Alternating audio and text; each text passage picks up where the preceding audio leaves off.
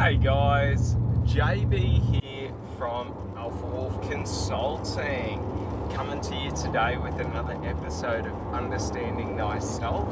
This is episode 4, and it's really understanding what is self-confidence. And to understand self-confidence is simply to understand self-confidence equals self-certainty. So when I am certain in my actions or the outcomes of my actions, I am confident in taking those actions. So when we understand confidence is just certainty, we are able to do many things. For example, we're able to measure the metrics that give us this sense of certainty in life. For example, in life, I do not seek to be confident in the situation, but if I can be confident in myself in every situation, I am always confident no matter what the external environment has. When I try and project confidence over the external environment, I have to project control.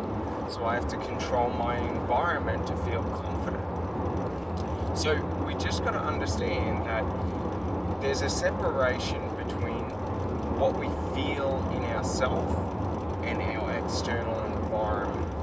So we can either seek to validate everything about who I am through my external environment or through myself. Now, to have certainty means I need control, because certainty is certainty of outcome, certainty of, the truth. So we got to understand, well, truth is only known within ourselves. Okay? So I only understand truth as being individualistic. To me, there is no universal truth. That is the greatest lie of life, is that these consensuses on truth equal some greater divine power, okay, dictating what is right and what is wrong. Inherently, what is right and what is wrong is subjective to each man. For what you can justify as being acceptable becomes acceptable to you. Look at war. Look at, take, right now Gaza, take it Ukraine. Like, how are the Israelis, how are the Russians able to bomb civilians knowing that they will kill them without care? And the important thing to understand is it's through, seeking our validation outside. So we're seeking a universal truth of these people are good, these people are bad. God says this is right, God says this is bad. We are all God.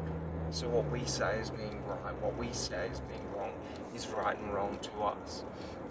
So it's very important to understand this, because there is no morality in life. We bring the morality in life. That is each of our gifts, is we are given the gift of choosing what is moral to us, what is the right thing for us to do, how is the right way for us to act. And when we really understand this, it becomes very, very easy to have self-confidence when we're being authentic. And being authentic is just validating our own self internally without need of an external environment. So I don't need you to tell me what I say as being true. I don't need you, if I say that, in love I believe in fighting to the death for my partner. I don't need to validate what fighting to the death means to anyone. I know what it means to me.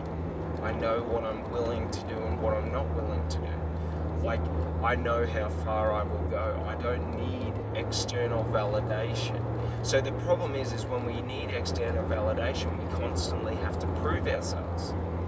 So if I say that, then I constantly have to be out there, trying to prove, through aggression and violence what fighting to the last means, right? So we got to understand when we internally validate ourselves, okay, we get to decide what everything means. When we know what something means, okay, and we know that, you know, for example, take that same analogy, fighting to the last, like we know if we fall, it's okay. But if we're validating ourselves externally, if we fall, we don't know what comes next. Do you get it? So the important thing to understand in anything is I can never be confident in someone else's words unless I constantly know what someone else thinks, believes, their values like. So I need that constant reassurance to know that what I'm thinking or how I'm portraying it. Now, an easy way to understand this, okay, and how I understood it was through schooling when I was in university. Because when a teacher gave me an assignment, how they act in university, teachers, is they're fucking idiots, because they will reword a question so that it is not logically worded, so that it can be interpreted 1,000 different ways. And your objective is, through the tutorials, through the lectures, they have told you the direction that they are thinking of, or they have dropped hints, and you've got to guess the right way.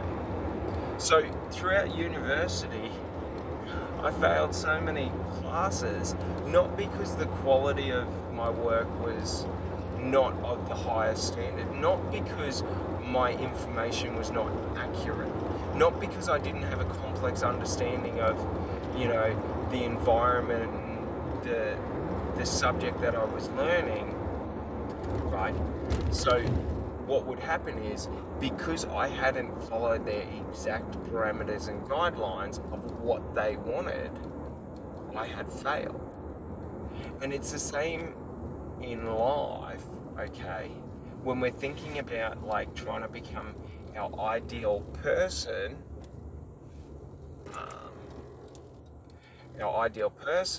sorry, there's a cattle muster going on, which is pretty cool. But when I'm trying to be my ideal person, if I'm validating that externally, so I'm trying to, for example, you know, I listen to Tony Robbins, and, you know, Tony Robbins is where I get my understanding from. So, like, if that were the case, like, a lot of who I was building myself would be based in Tony Robbins. So I would need to always know, how am I comparing into what Tony Robbins is teaching, rather than choosing who do I want to become and then becoming that person. So that's an important thing to understand, is we can't really have self-confidence unless we first have self-validation, so we know how to validate, you know, what do I believe, you know, what do I think is being real, you know, what do I think is being right, and all of that, and sort of, you know, be able to validate it internally, and then basically we have to be able to recondition those thoughts, and that's where self-belief comes in. Think of self-belief, right, as self-belief. We're using our thoughts to recondition our subconscious and our conscious beliefs. So through repetitive acts, so for example, if you want to conceptualize self-belief, think of self-belief like a workout routine. Let's say we're going to become a bodybuilder, okay? So we want to become a bodybuilder. Let's say, you know, to set the parameters, we're 70 kilos, 6'2", okay? We want to become a bodybuilder, not a professional, but an amateur natural, right?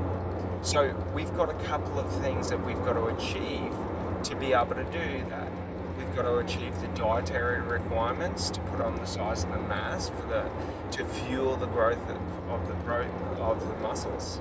You know, like we always say, you can't get big without first being fat. So first you got to get fat, because that puts the frame, okay? That builds out your frame, and then we define the muscle from there.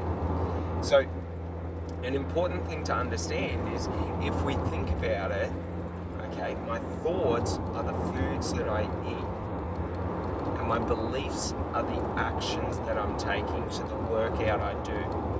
So if I want to be a bodybuilder, I have to do bicep curls, right? So I can sit there and think, oh, I'm not getting the results, this isn't working, and all of that, or I can just do the work. So when we repetitively do the work, it ceases to be work and it now becomes habit. Okay? And habits, okay, they're just sort of psychological constructs or psychological shortcuts. A habit is X equals Y. Okay? Like, building a habit is X equals Z plus Y minus, Q. So we're trying to work it out, and then once we work out the path of least resistance to our goal, we formulate it into a habit. That is all our beliefs are in terms of thoughts.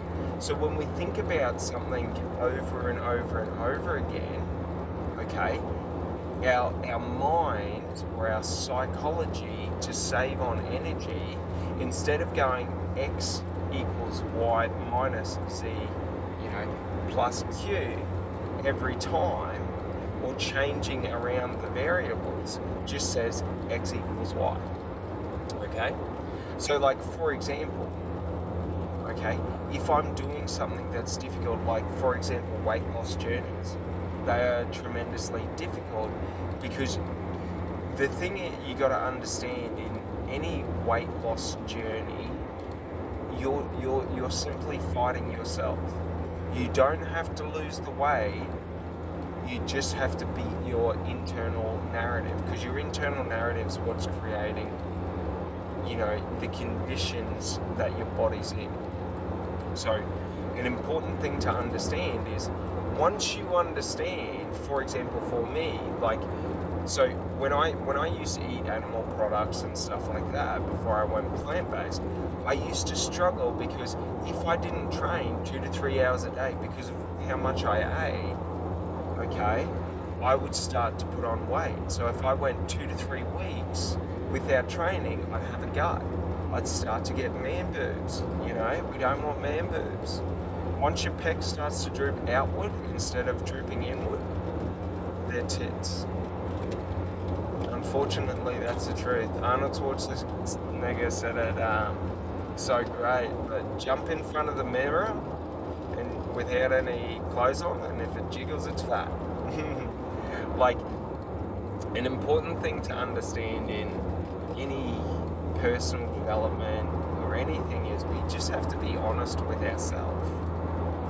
So if there's aspects about yourself that you don't like, in terms of negative thought patterns or anything like that, or you struggle to do what is necessary for you, and it's just got to be defined by you. So for example, if you're on a weight loss journey, right, like, you don't have to eat 100% healthy.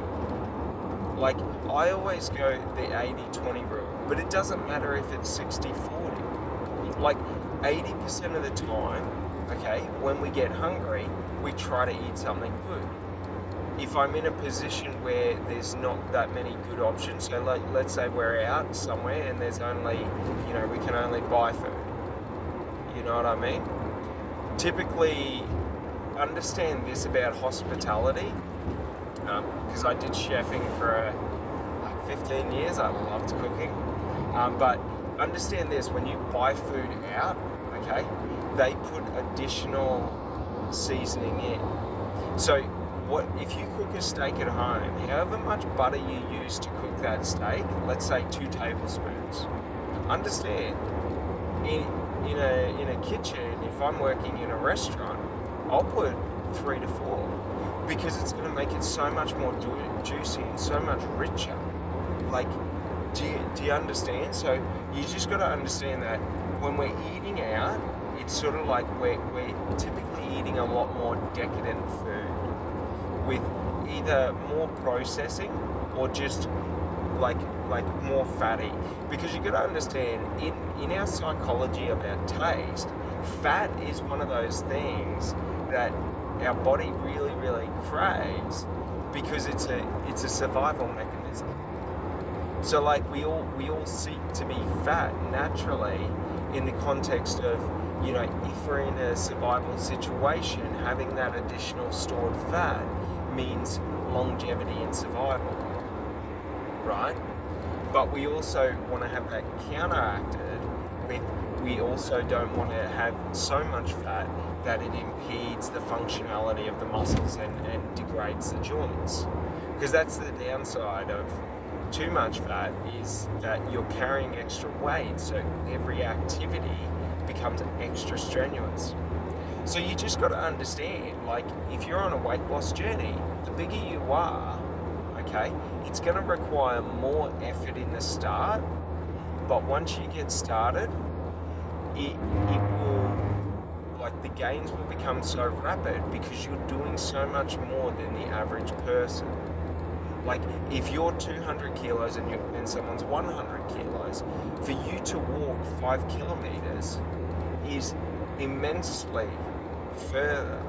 You know, you could put a multiplier of, you know, 100, like 2 times on. So like for your 5Ks, you know, they would have to walk 10Ks to get the same results.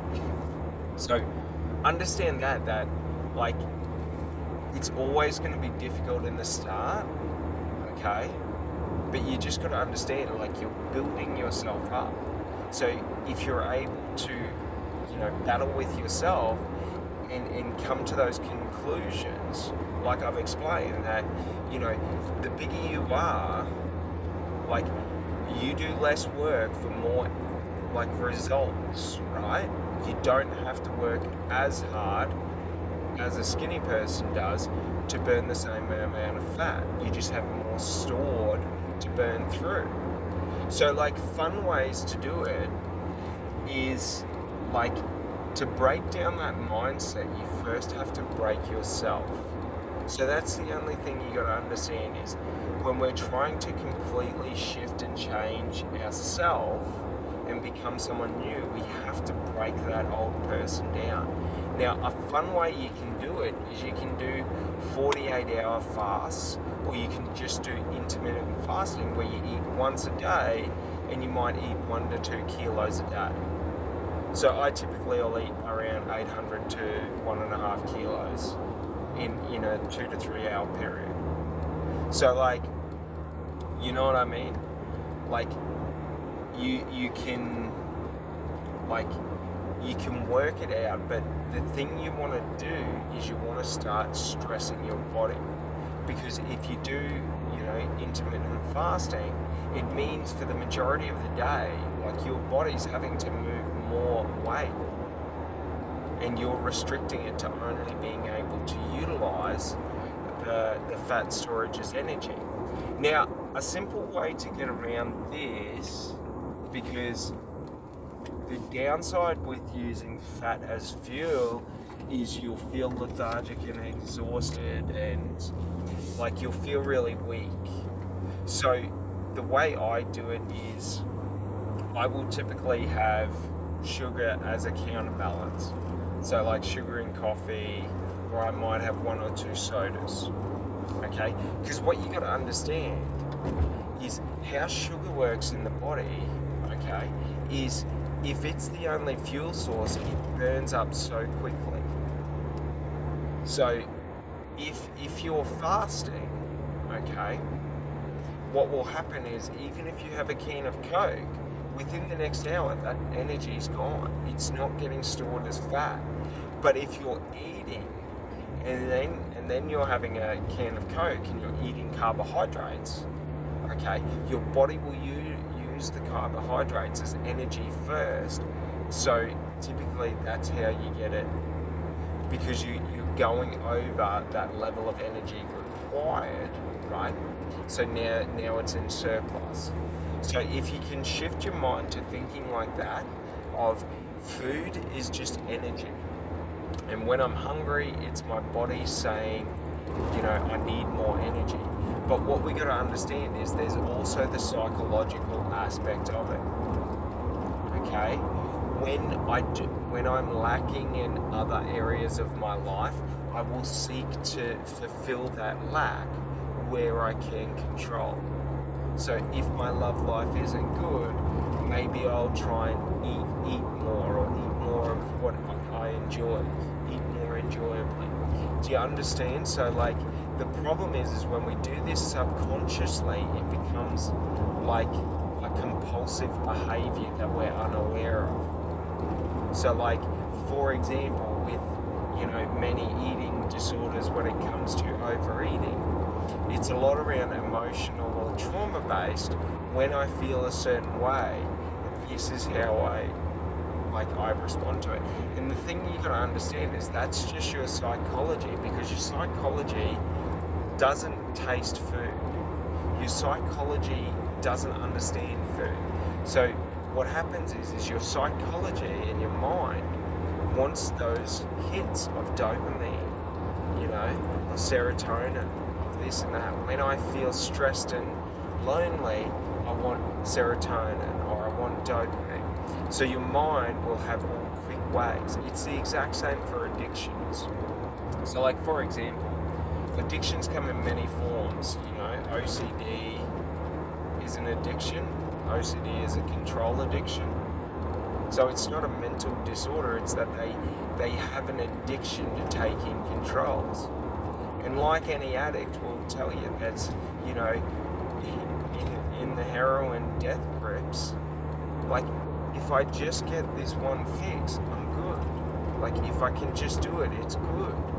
So we just gotta understand when we're thinking about addiction, okay, these are just subconscious, okay, behavioral or impulsive compulsions that we are unaware of. So we don't notice ourselves taking these actions, or if we notice it, we overlook it.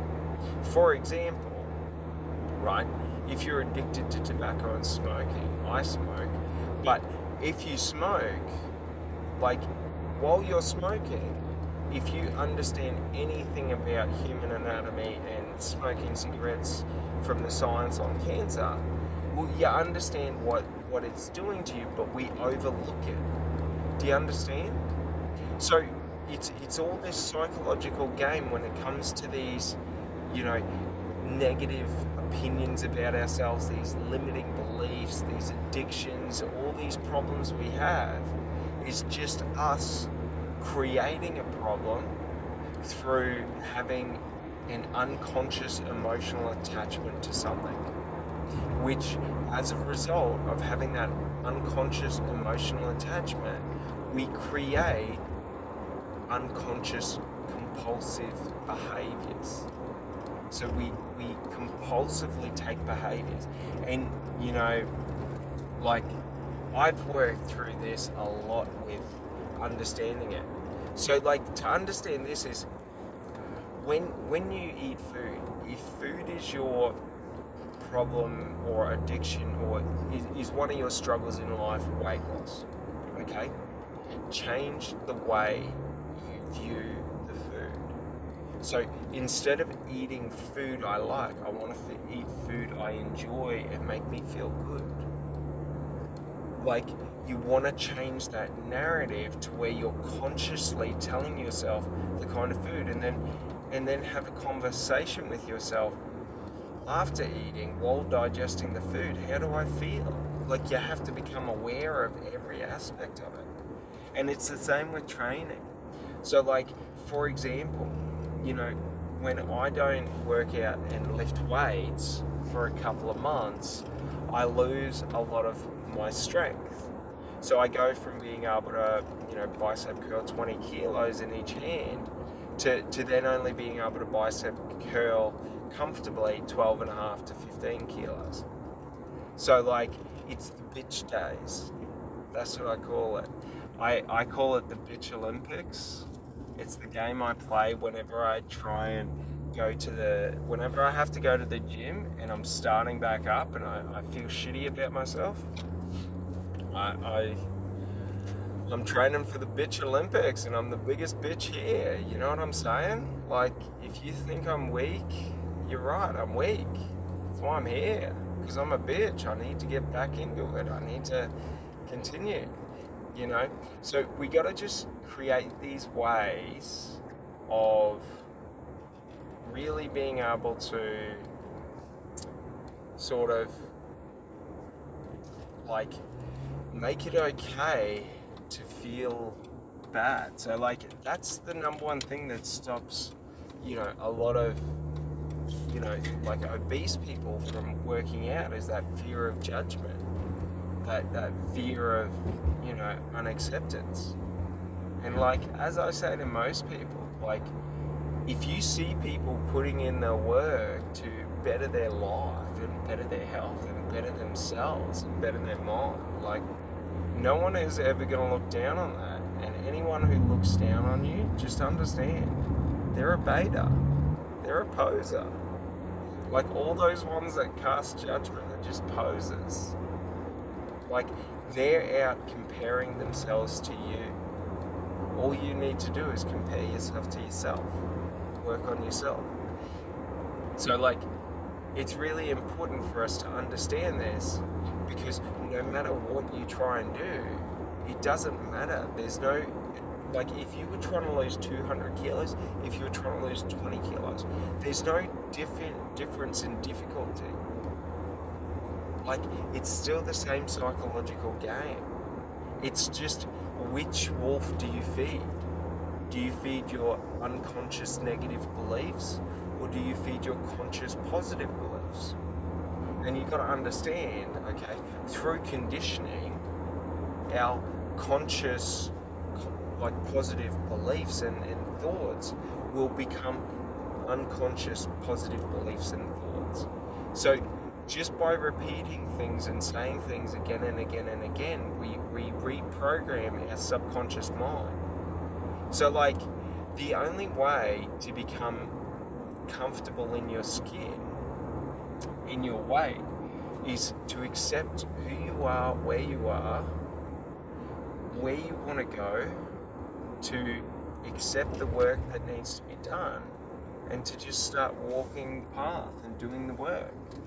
Because when you're doing that, you're building so much, you know, one, self-belief in yourself, because you're getting to reinforce the positive actions, but also you're building self-certainty because you're getting a cachet of experience.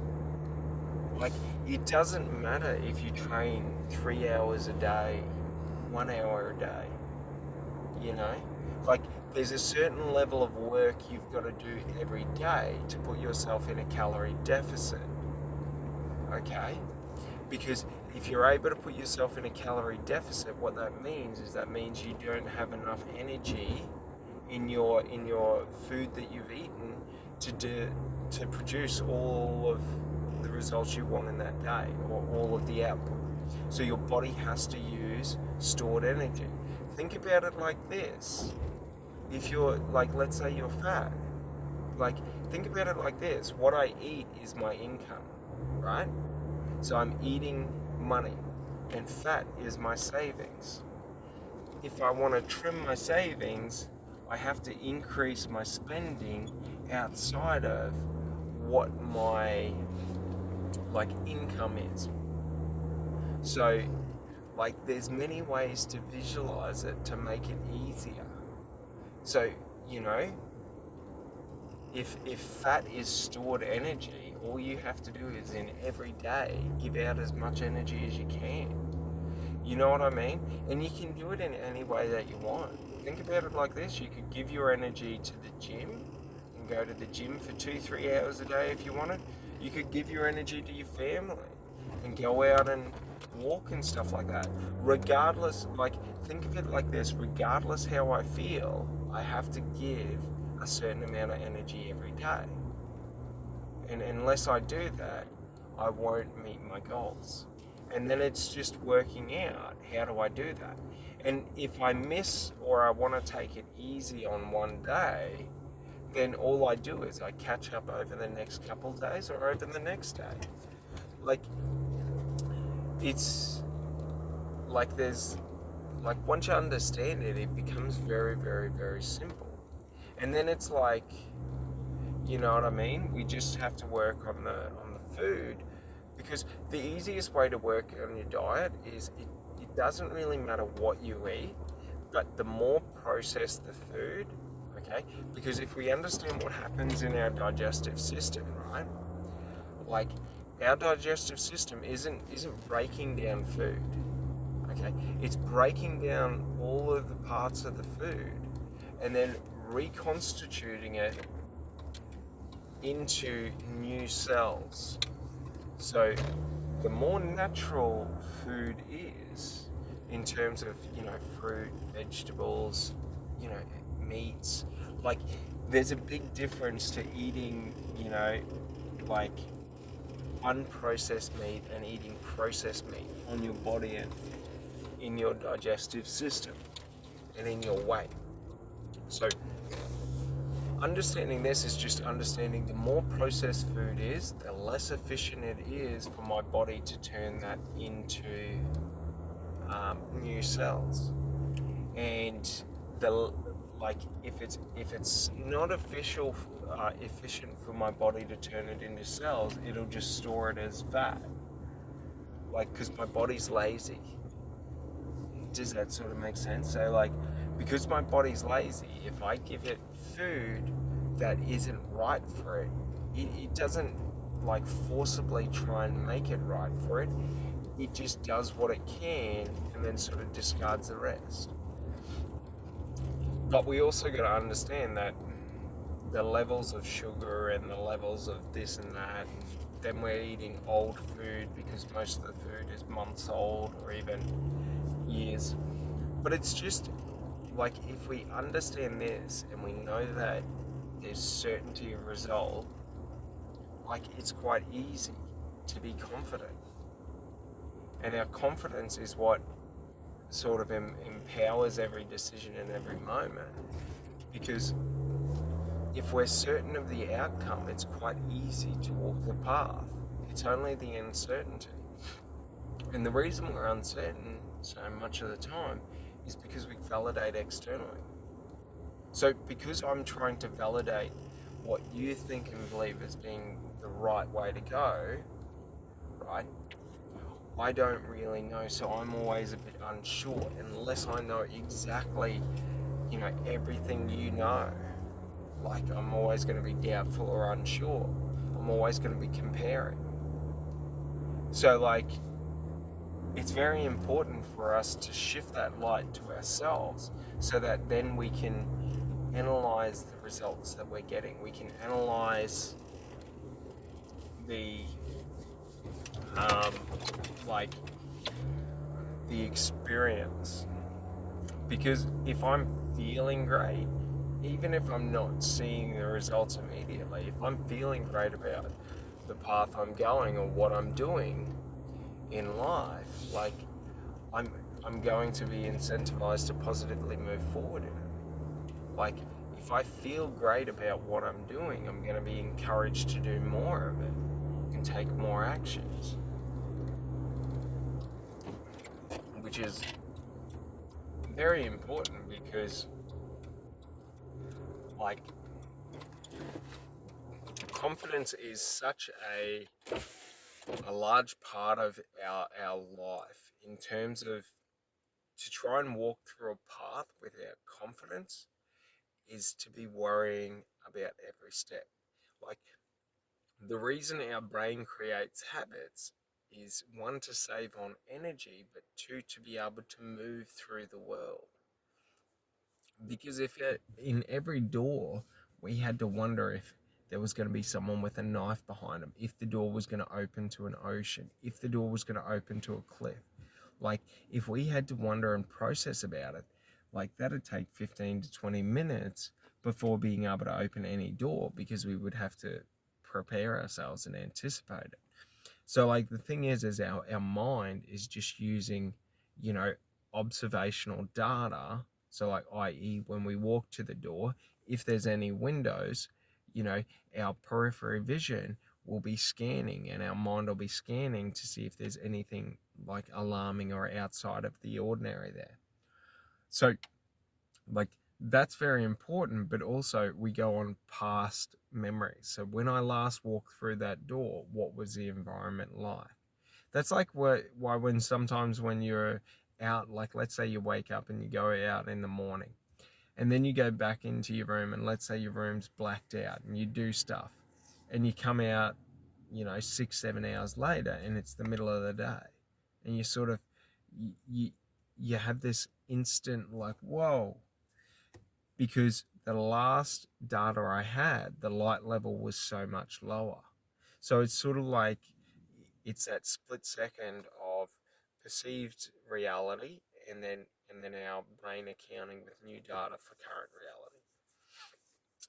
So it's very important in this because once we understand the simplicity of life, that self-validation just means validating your own thoughts and beliefs and just choosing to put your beliefs and your thoughts higher than others in context to you. So it's not that I think I'm higher than others, but it's my opinion to me is the highest opinion because I can control the work level. I can control the information. I can control, you know, the way I respond. Like I don't have to worry. So, and then we just understand self belief is just habitual thought.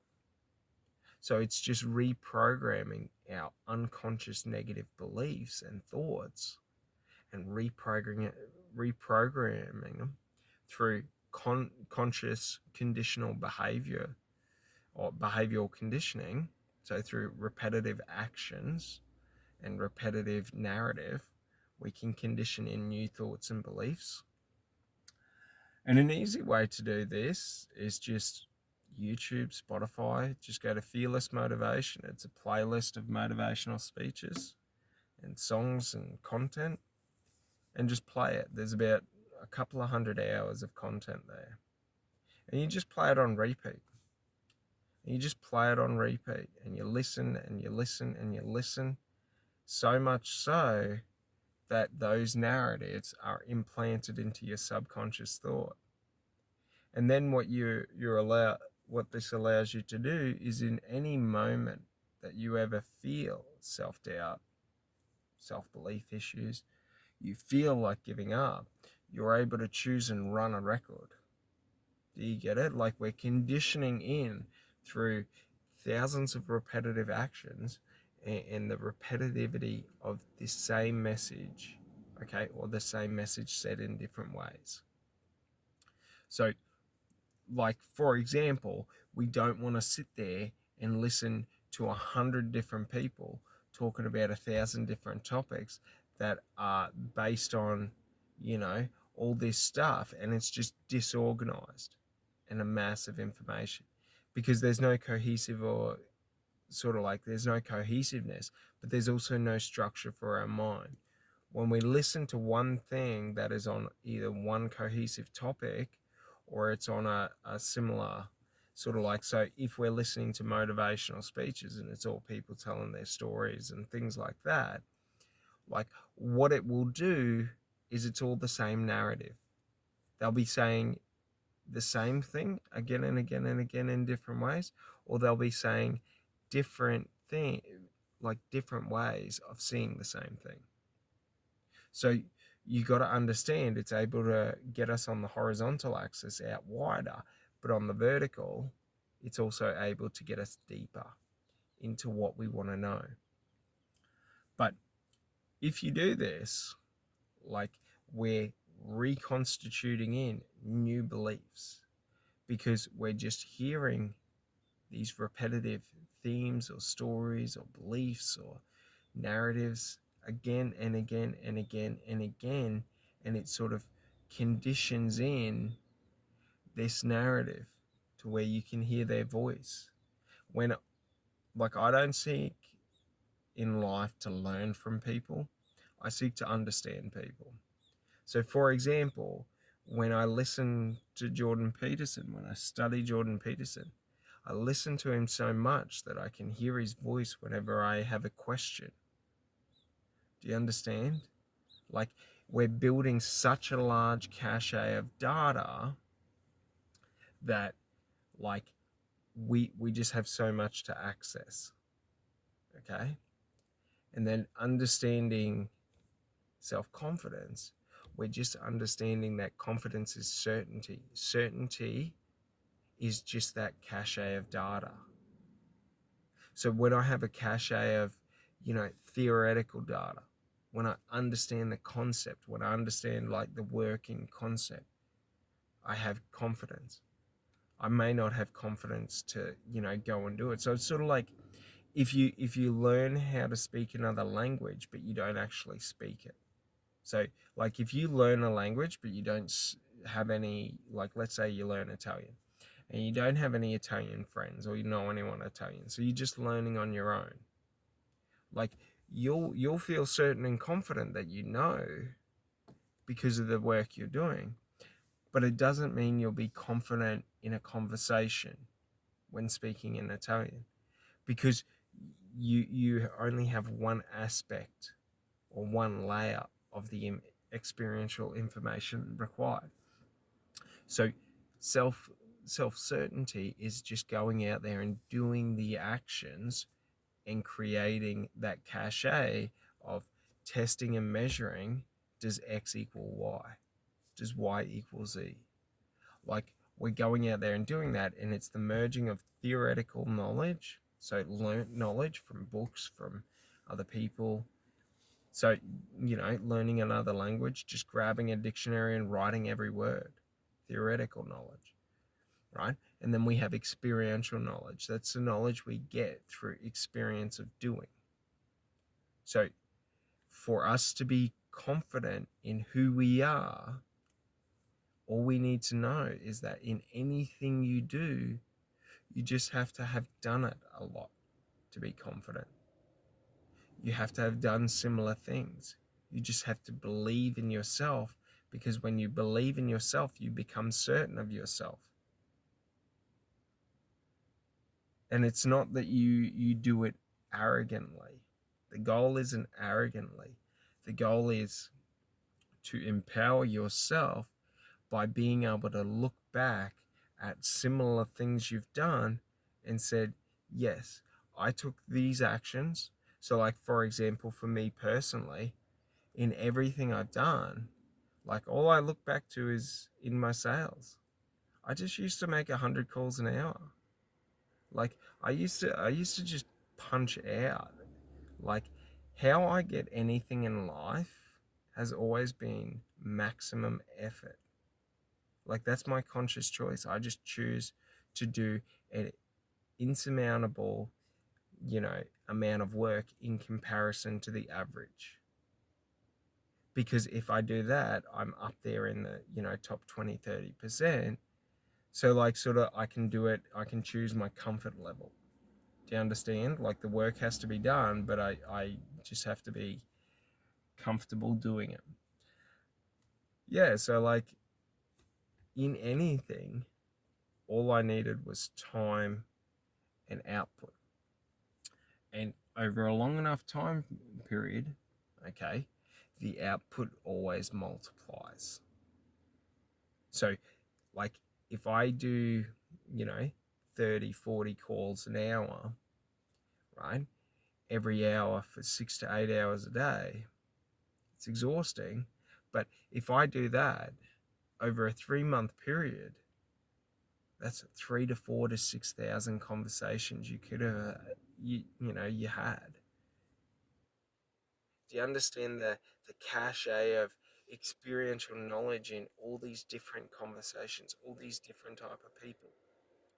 And that's what we seek to do when we seek to learn and build in new industries and new skills. Is we have to first build up the theoretical knowledge and then build up the experiential knowledge. Now we can learn by doing and do the experiential knowledge first, and then build the theoretical knowledge after. Like, that would be the more efficient way to do it. But the way with less mistakes is to build a base of the theoretical knowledge, build the experiential knowledge, and then like sort of invest and finalize all of the theoretical knowledge. And generally, to master anything takes about 2.5 to 5 years of dedication. That's where every other aspect of life ceases, and there is only this. Because if you're trying to learn 5 different subjects over a 12-month period in comparison to just learning one subject, like you learn at such a lower rate because you're constantly having to jump between different thought patterns or thought waves. So for example, if you're learning sales, marketing, let's say you're learning web development, you're learning this, like they're all interlinked. But if I'm thinking about sales, I'm slightly different to marketing, right? So if I'm learning about marketing principles, they don't always translate directly into sales, right? So there's a lot of overlap, okay? And they absolutely do, but you got to get to the higher levels before you can connect the dots. But when we're talking about understanding, like if I'm running Facebook ads and then I'm going out doing door to door, there's not going to be a great deal of overlap on the simple level, okay? By the simple actions. Now, the overlap comes in to when I can start talking about the advertising in my sales meetings. Do you understand? Like, there's so much overlap because everything overlaps, but like when we're talking about it simply, so the way I have to construct my thoughts and perspective, like position my perspective, okay, is different. Sales, I'm looking at the singular. Marketing, I'm looking at the multiple, the groups. So the way I give it is sales, you're thinking one to one. This is how me and you connect. Marketing, we're thinking one to many. This is how we connect with everyone. So it's just different ways because when I'm talking to you, it's highly personalized. When I'm talking to 1,000 people, it's a lot more generalized. Okay? So we're going from having highly personalized thoughts to now having highly generalized. So what that does is it just requires more effort because we've got to be able to shift our mind into thinking in a highly personalized terms. So thinking about like the impacts on the individual, the impacts of the relationship, how I'm talking, am I, you know, like am I congruent with who that person is imagining should be sitting in front of them? You know, am I congruent in the information that I present? Is the information flowing? Do you understand? Like it's so much deeper. And then we're looking at like, how is this person's facial expressions responding to us and all these different things. But what we're doing, right, is think of it as highly zoomed in, and then our marketing, we're looking at the highly zoomed out. Okay. So just understanding this, like this is the way that you build up mental acuity. So if you're able to jump from thing to thing, if you're able to go from thinking about marketing to thinking about branding, to thinking about sales, to thinking about operations, like if you're able to jump between them, like it's just ways of thinking, perspective, because they have different variables and different influencing factors that you have to account for. So if I try and do marketing with a one-to-one approach, like, do you understand? Like it wouldn't be right because there's different variables we're trying to hit on, right? While you can do a one-to-one approach in marketing, you wouldn't have your overall approach as a one-to-one approach. because when you're one to one, you're talking to an exact person. You have to know exactly everything about them. Do you understand? So like that's the thing is when we when we try and do things and over not overcomplicate them, but basically when we merge things together that shouldn't be merged, right? Out of our own ego. But regardless, like we'll jump back on topic. So this is how it equals into self certainty. Is that just when we understand, when we're able to position and see, when we see the whole battlefield, it makes us more confident in directing the movements. Like when we understand where the objectives are and when we understand where the threats are or where the challenges are, we're able to plan accordingly, which gives us confidence. And the downside is in business, a lot of people are planning for things that they haven't done. And not many people go out there and actually survey the land in front of them. So we're planning for all these could haves and maybes in business, and we're planning for all these opportunities, but we don't actually know until we get out there and do it where the challenges actually lie and where the opportunity actually lies. Do you understand?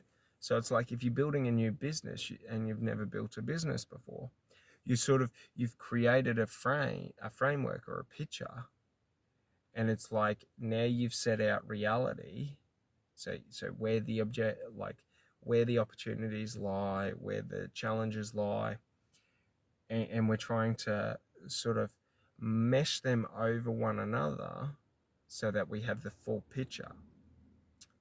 But unless we've done it before, we don't have the accurate reality. We don't have the actualized reality. We don't know exactly what has been there. That's why, it's always easier to start your second business. Once you've had one business success, it always happens. Is because like you've got the foundational map of what to avoid, where to walk. Doesn't mean that it's always going to be correct, but it sort of gives you that level. And essentially that's what we're all looking for in life, to build our self-confidence. Like when we're trying to build self-confidence in our life, essentially we're trying to have that map of knowing, what are the things that are going to make me happy and how do I get there, and what are the things I should avoid so I don't have a negative life. And when we're able to do this, and once we understand and know where we want to go, then it becomes quite easy. And you can listen to anyone on the topic. Like listen to anyone who like for example, take like the easiest one is Elon Musk. Like he knows that he wants to progress the human civilization to having a colony on Mars. Like he knows the way to do that is to commercialize the space, the space industry. So it's like it's easy for him to walk confidently towards that, and invest everything in that because he knows where he's going. Like he knows what he wants to achieve. He may not know the exact path, but he knows the directions and the outcomes. But because he's got a large cachet of other businesses, he knows rough pitfalls. Doesn't mean you can avoid all, but it just means you have a better understanding of being able to identify, well, what is, a challenge or a pitfall, and what is a critical event or an emergency. So, like, that's just an important thing to remember, is that, like, if you don't feel confident about yourself, you just don't feel certain in yourself. And if you don't feel certain in yourself, Okay, it's either going to be that you have negative beliefs, so you got negative talk that's tearing you down every time you try and build yourself up, or you've got validation issues where you're not validating yourself for who you authentically are within yourself, and you're seeking validation from the external environment, becoming a character of who they want you to be or who you think they see. And it's important to like understand this, because this is the framework of liberation. First, I must know who I authentically am. Then I must build my mindset to have, positive narratives run again and again and again, so that any negativity is hit by just wave after wave of positive. Okay, so it can never root. And then we just have to have certainty in who we are.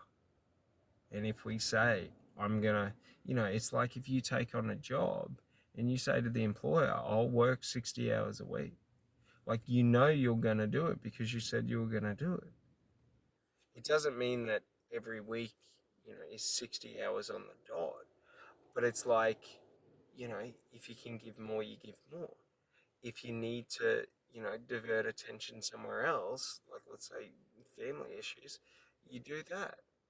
Like, that's the thing. But it's like, if you're not meeting it consistently, that's when you got to have a conversation to yourself. Because whatever you believe as being what you want in the world, like truly believe, not want because of other people's ideals of what is right and wrong, but what you truly want, like, it's quite easy for you to take the actions to get it. It's quite effortless to be motivated. You just wake up every day and you just push that boulder a little further up the mountain. All right. Well, I hope you have a great day, and I'll talk to you later. Bye.